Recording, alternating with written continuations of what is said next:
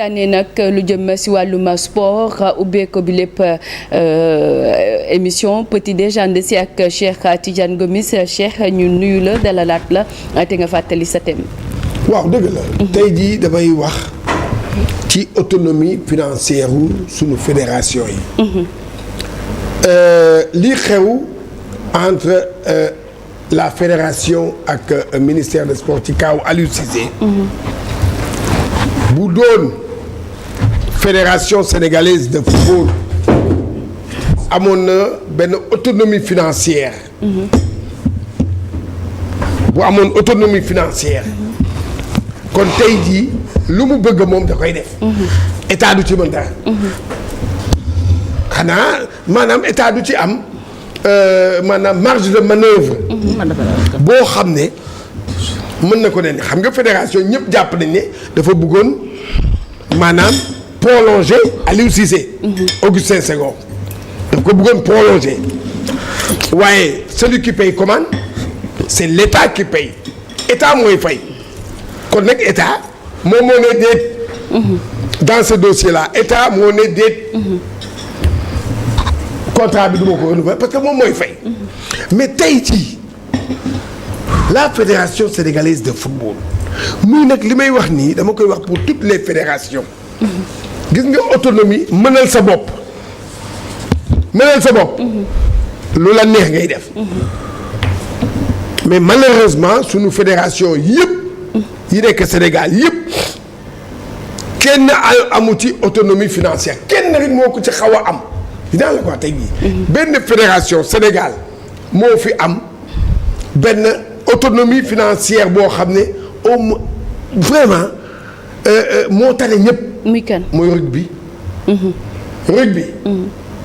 mooy fédération boo xam ne bu ko état joxee mu dem bu ko état joxul mu dem compétition. nan nañ def ba am autonomie financière. non parce que dañ ko liggéey.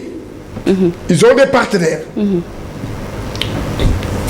des partenaires yoo xam ne ñoom ñii tax na ba nga xam ne tey jii bu ñu bëggee def lu ñu bëgg a def lu ñu bëgg a organiser lu ñu bëgg a teg ñoom tey jii ñoom dañ koy def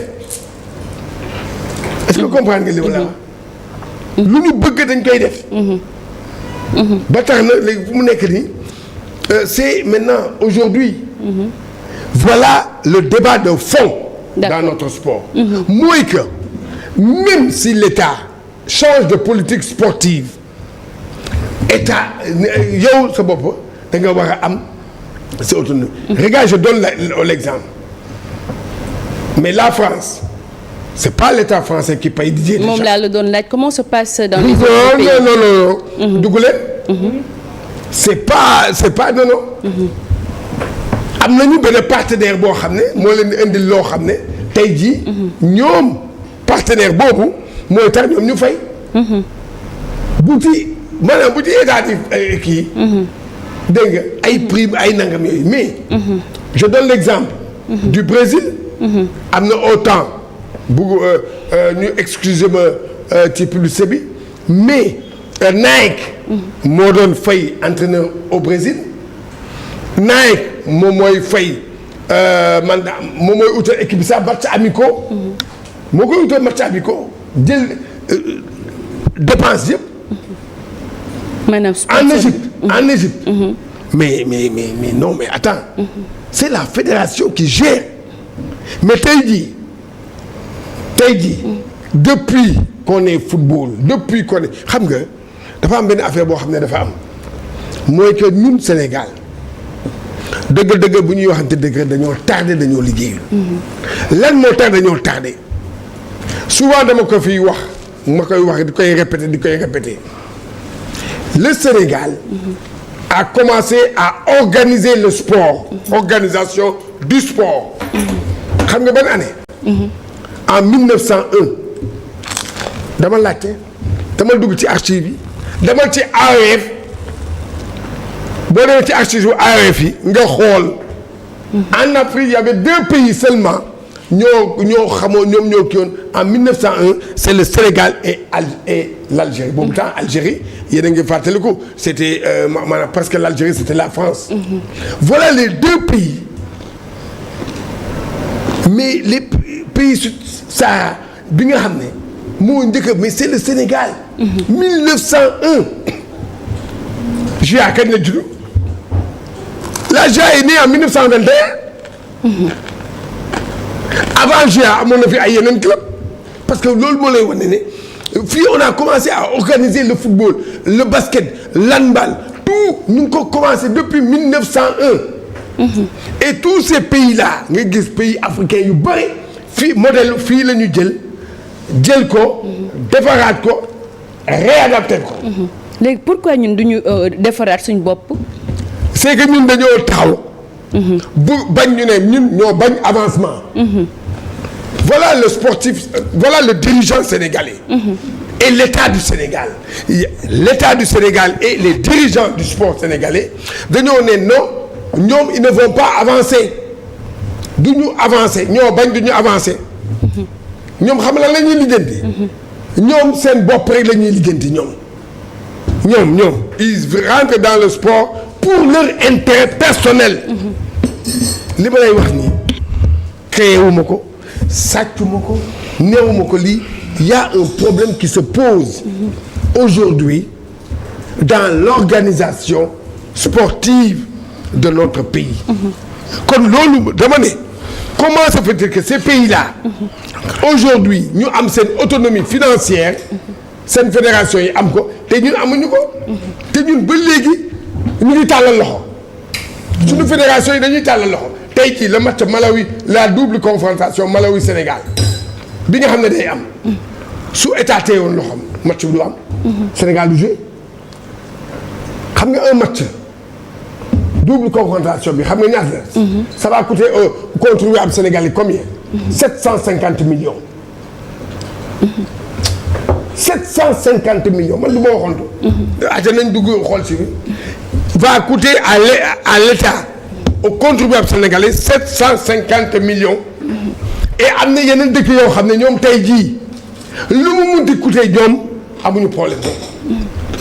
ils sont là ils ont de l'argent. D'accord. Ils ont des partenaires. Pour que comment la fédération sénégalaise, toutes les fédérations, à commencer par la fédération sénégalaise de football. Comment yow nga mën a toog aujourd'hui ba aujourd'hui munoo nekk amoo indépendance financière. boo xam ne mën nga régler ce problème. D'accord. Et aujourd'hui je vais te dire une chose mooy que la fédération sénégalaise de football. mais am na lenn loo xam ne mënoon na régler problème am. muy lan yéen a ngi fi fàttali ko Massata Diagne. Pamodzi avec feu El Hadj Malick Sy Souris quand il est venu en équipe nationale dafa xool dafa ne équipe nationale bii dafa ndóol. xam nga wala ñu doon fanaan. regroupement. ci stade Léopold Senghor ci bureau yi ci suuf. waaw moom mu ne non loolu je l'arrête. je vais trouver benn agence marketing. mu jaay suñu image. ñu am ci xaalis. Pamodzi mettait 1,2 milliard dans les comptes de la fédération sénégalaise de football. waa tey le monde a évolué. le marketing aujourd'hui te fait gagner beaucoup d'argent. l'équipementier gis nga équipe yëpp yi ngay gis ñuy sol ay équipement ay Nike ay Adidas ay Puma ay nangam. ah yow da nga ñoom dañ koy sol nii rek pour nii rek. dañ la koy solal ñëw taxaw déedéet s'il y a un bon contrat tu négocies nee naa la fii Nike moom parce que Nike mooy fay Nike am na yenn fédération yoo am na dëkk yoo xam moom mooy fay seen entraîneur. ci contrat bi la nekk. tey où est le contrat de l'équipementier Puma kenn dafa xam nu mu demee. kenn rek ci xam dara Augustin. comment ana lan la ñu si man gis nga man amul lenn lu ma bëgg a laaj Augustin lenn rek laa ko bëgg a laaj comme que ce dossier là daf ko dem en solo dama ne l'équipement le contrat de l'équipementier lan moo ñu lié ak Puma lan lañ ciy am ci Puma bi ñuy sol.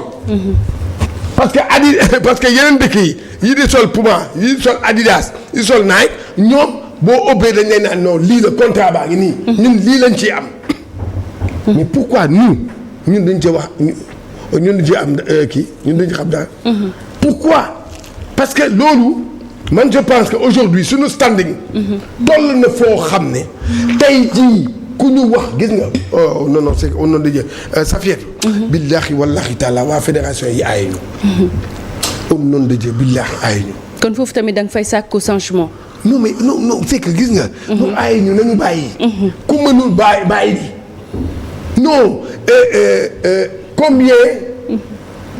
combien d'années pendant 3 ans 4 ans ñu nekk première nation africaine de football. pendant combien d'années ñu am fi ballon d'or Sadio Mané.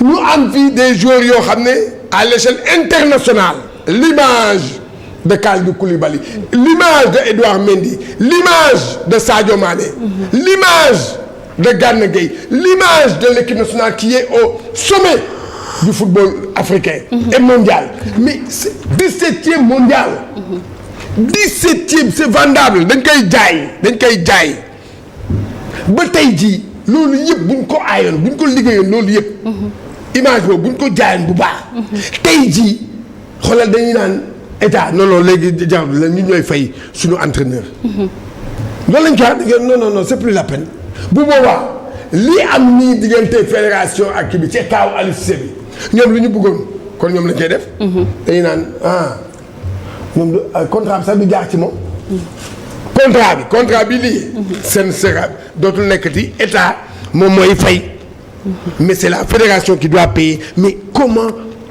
pourquoi tant d'années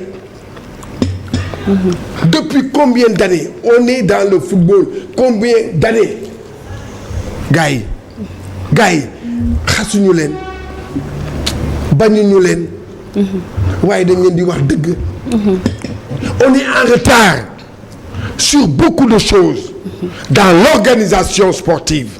D'accord. Et malheureusement ki leen koy wax da ngeen koy tam dëmm vous da ngeen di diaboliser ki nga xam ne moom moo leen koy wax je n'ai rien contre vous am na ci dans cette fédération là j'ai des amis des vrais amis mais nit xarit da nga koy wax dëgg Augustin on te dit pas la vérité parce que ñooñu ñu la wër ñooñu ñëpp xam la ñu bëgg voyageo Pedjemo Primo nangam loolu lañ fa nekkee mais voilà les débats de fond lu ñuy teg ci table bi mooy que l'équipe nationale du Sénégal le Sénégal bu njëkk ba mën naa ne d'accord bu njëkk ba avant dans les années 2000 kii même à part xoolal le Sénégal commencé na di jaar xam nga gañe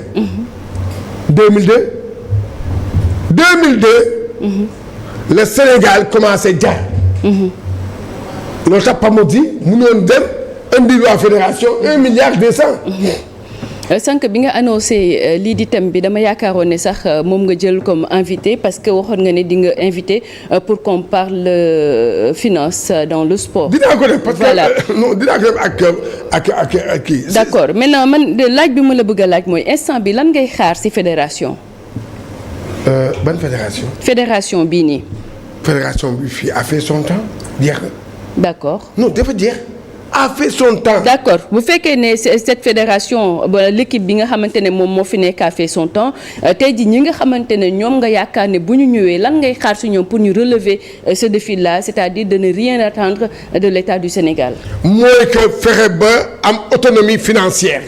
na fan lañ koy jaaree. ñoom mais loolu le petit enfant xale bi di dem 6e secondaire sax boo ko laajee mu wax la ko. muy fan mais non mais ce sont mais les partenaires.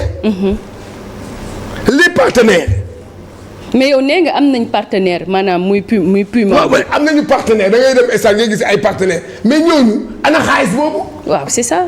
ana xaalis boobu dama ne kaay dama la wax benn affaire da ngay ne sa budget yow xam nga da ngay ne année bii sama budget lii la nga dem wuti ko. il y a des rentrées d'argent. à la FIFA à la CAF le sponsoring ñetti voies yooyu la. il y a 3 voies. 3 sources de financement moo am dans le sport mooy l'instance mondiale. bu dee football c'est la FIFA. l'instance qui est continentale. bu dee football c'est la CAF. maintenant say partenaires. en vendant ton image. l'image du football sénégalais. ça se vend maintenant aujourd'hui. ni naa la Sadio Mané yow xoolal Sadio Mané demoon na ba nekk deuxième ci ballon d'or européen deuxième. waaye yow mënoo jaay loolu. mais Cheikh foofu dama am benn question mooy bu fekkee ne da nga ne peut-être am nañ ay sponsors.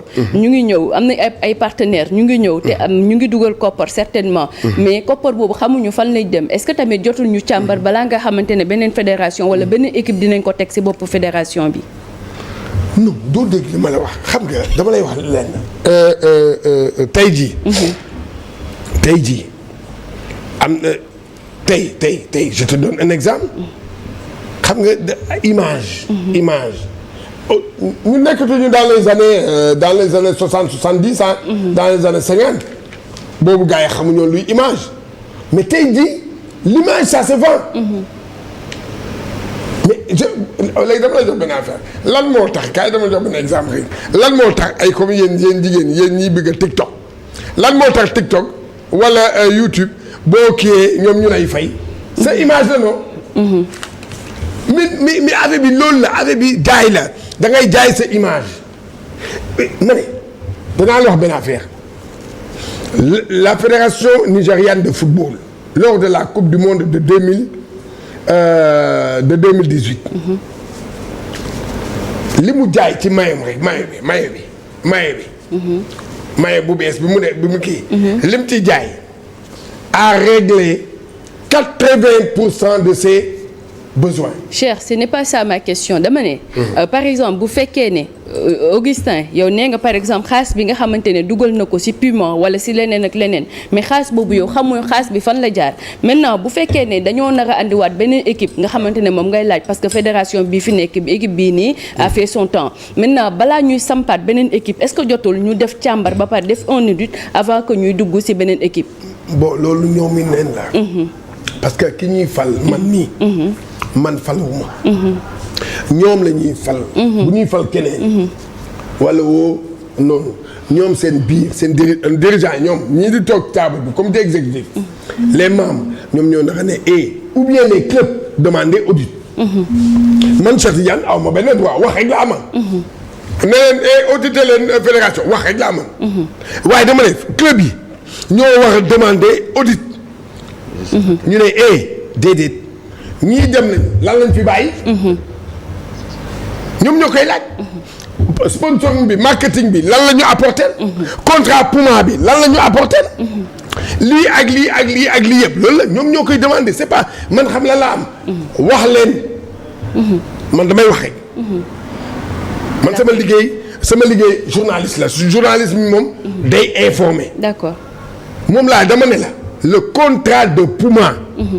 bi lié notre équipe nationale à Puma contrat boobu nañ ma wax man xaw ma ci lan moo ci nekk. est-ce que man je demande des questions. s'il vous plaît je demande seulement tout simplement. damay demander des questions man li may demander leen la dama ne li may demander rek. mooy le contrat de Puma lan la ci Sénégal di am point barré Cheikh Tidiane Gomis mooy laaj loolu. daa bëgg population bi xam. parce que man deux fois gars yi dañ ma koy laaj comme yow ni nga ma koy laajee. ne Gomis waaw lii ak lii. ma ne ñoom de. ils ne communiquent pas. lan moo tax ba tey jii la fédération sénégalaise de football mënu am indépendance financière. wala autonomie financière lan moo tax amu ko. alors que il y avait des possibilités. D'accord. Pour avoir une autonomie financière extraordinaire, pour les permettre vraiment de ñoom lu ñu bëgg mooy le cadre Aliou Cissé déglu baal ma loolu moo indi wax bi dama ne tey jii c'est l'état qui a état moo dàq kii Aliou Cissé xam nga ci naka la ko dàqee xam nga dàq bi daf ko rafetlu xam nu mu ko dàqee. état moo ko dàq. mooy que signé tuma sa contrat. man maay fay léegi man fayetuma la Aliou Cissé sa waroon naa xaar ba ñibbi. waa dee noonu la uyu ma xoolal yow tam uyu ma xam nga lan la yow bul feen di beneen débat man débat boobu man teg naa ko fay dama ne tey jii bu ñu amoon ñoom fédération dafa ne Augustin mu bind état ne ko waaw Aliou Cissé dañ ko bëgg a yokkal beneen 1 an. waaw. xam nga ñoom bëggoon nañ ko yokkal. état ne ko bu fekkoon ne fédération amoon nañu xaalis est-ce que dañ jaar ci état. dañu ñëw rek ba sax ne Aliou Cissé. non fédération bi amuñu xaalis. amul xaalis en tout cas daal amuñu autonomie financière parce que match yi. d'accord match yi ñuy joué nii. c'est l'état qui paye. c'est l'état qui amuñu paye financière ñoom.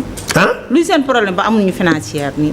liggéeyuñu dañoo liggéeyul pour ut koppar du yaa ngi nii di ñëw di toog fii di liggéey pour ut koppar. ñun ñii di toog ñun ñii dañooy liggéey pour ut koppar. dëgg la. ñoom liggéeyuñu ñoom astut bi ñuy am. mu ngi ci ñoom.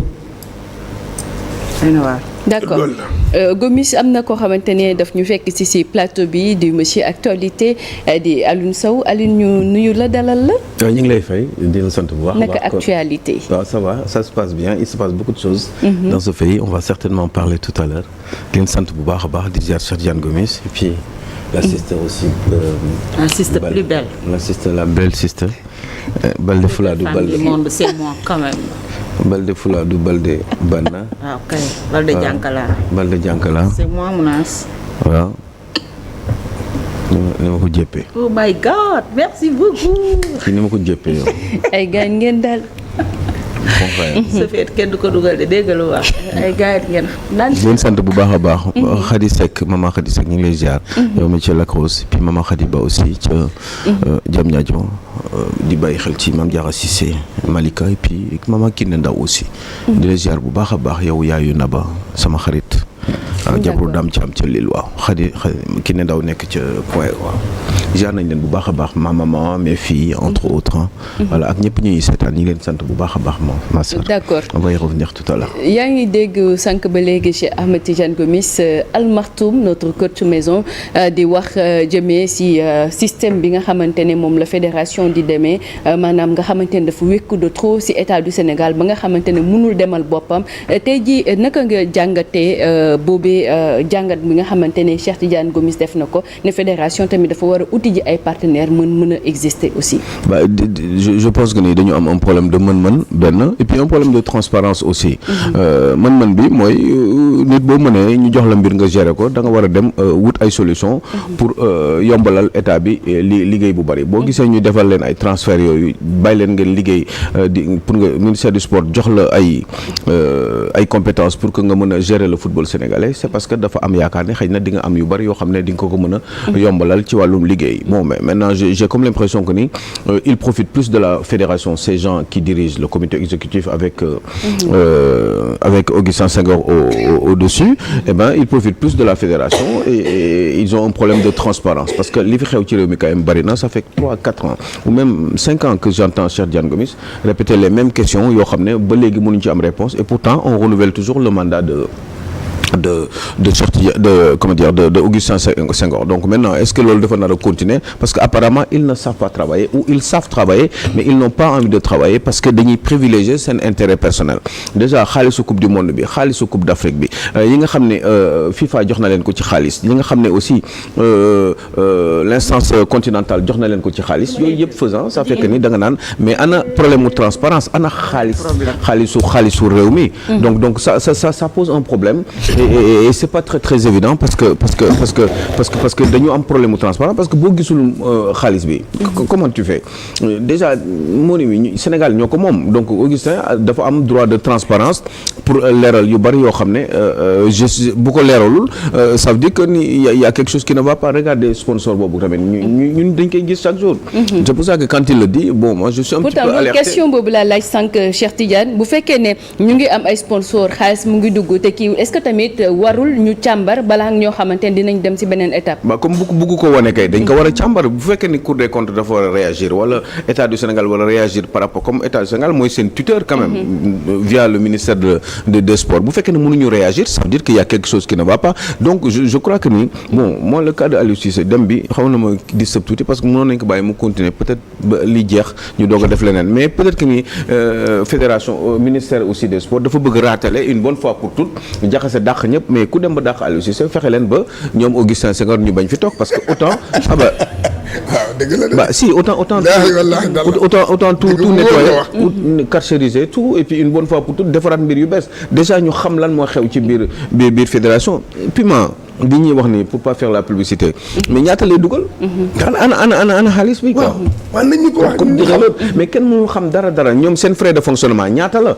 voilà lan lañuy utiliser ci xaalis bi xaalisu FIFA bi ak xaalisu coupe du monde yeeg yooyu yëpp ak coupe d'Afrique yi ak final à chaque fois ñu dem Sénégal dafay sori ou mu dem finaliste la wala am na coupe d'Afrique bi wala sori na ci coupe du monde bi donc am na xaalis bu bari boo xam ne dugg na y a des rentrées d'argent cette somme là on ne peut même pas savoir fan la ko Augustin dugal y a un comité exécutif ce sont les mêmes personnes qui sont là-bas qui suivent leurs intérêts et les intérêts de leur patron qui est Augustin Senghor donc yooyu yëpp il faut que ñu changer ko définitivement il faut que ñu changer ko bu ñu ko mënul changer ça veut dire que ni effectivement ils ont commencé par balayer quelqu'un ils ont qu'à continuer le balayage et que justement le nettoyage et que la maison puisse être clean quoi parce que là il y a quelque chose qui ne va pas j'espère que Augustin ndax du xalaat sax naan dafay représenter waat pour un autre mandat maintenant après il y a un problème boo xam ne Cheikh Diane Gomis bon xaw na ko soulever l'autre jour qu'est-ce qu'on fait de Augustin Senghor qui est quand même vice-président de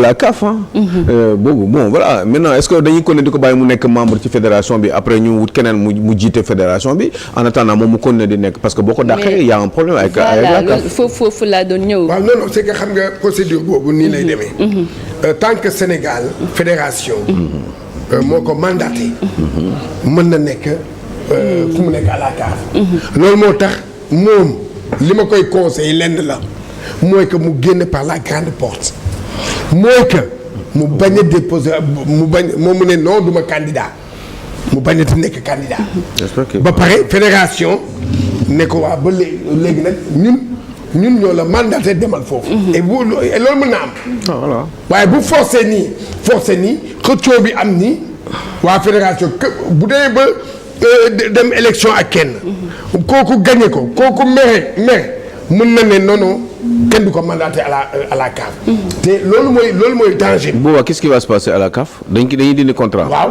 ñu jël Sénégal dugal keneen. mu remplacer ko waaw voilà. loolu nag. mais un autre Sénégalais hein. waaw loolu nag. balaa loolu di am. man li ñu koy conseiller mooy man li ma koy conseiller. man conseil laa koy jox parce que ñoom bari nañu ci ñoom ñoo xam ne dama leen di jox conseil am na ñu ciy dégg am na ñoo xam ne duñ ci dégg mooy que la fédération sénégalaise de football. mooy que nit bu ñu la joxee nit da ngay nangu di déglu. d'accord. dégg nga parce que boo dégloo. doo amati benn problème. voilà kon nag mu ngi noonu. d'accord jeex na voilà. mu mel ni nag rubrique sport jeex na ñu dem. xam nga dafa am kenn ko am dama ko bëgg a nuyu. xam naa nag musuma kaa kii. mu nga nekk maanaam Salé. dafa may seetaan day seetaan peut-être bay di sow. ah bay di sow. maa ngi lay nuyu. xam naa ne yaa ngi may seetaan. yow ak Adama Ba sa soxna. ak say doom yi. ah. ñoomin Mbule ñoomin kii Daado. ñoomin te moom ñoom laay nuyu quoi jaajëf. ak sama benn papa muy Djibril Konaté moom di sa bokk ci sa inconditionnel li c'est un banquier. moom nee na naa bàyyi di la sonal ci plateau. ah oui. d'accord. mais yéen il faut ngeen moytu parce que man li ngeen may sonal nii attention. d'accord da nga am ay xarit leer na ñu bàyyi émission bi wëy waaye nag ñu dem jëli ji suñu rubrique actualité ànd ci ak Alioune Sow.